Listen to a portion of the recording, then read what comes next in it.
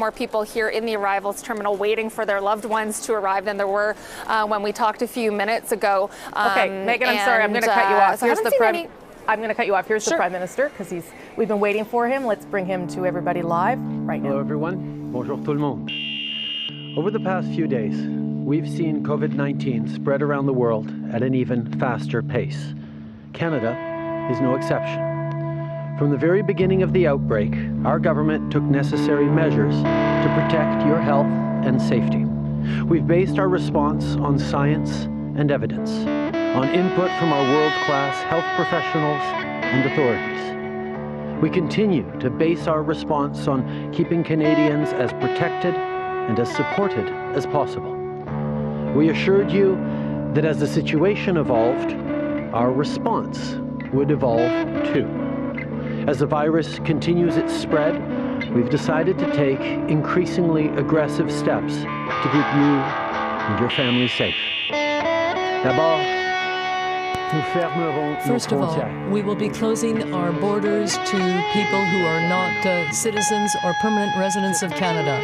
This measure provides for certain exceptions, particularly for crew members, diplomats, and people whose immediate and members of their immediate family.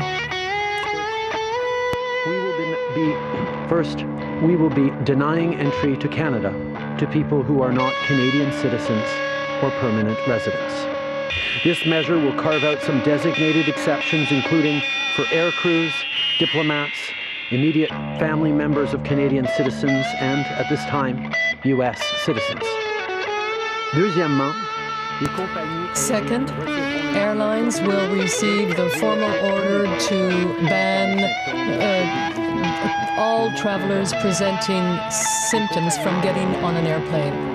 Airlines will do a basic assessment of each passenger's health based on the recommendations of the Public Health Agency of Canada. So that means that any individual with symptoms will not be able to enter Canada.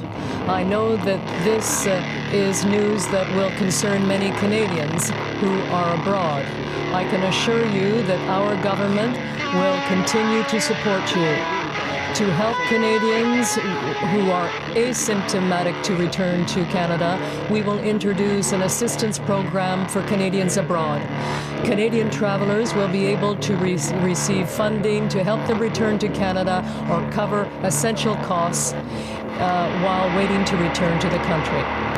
Operators will be formally mandated to prevent all travelers who present symptoms of COVID-19 to board a plane.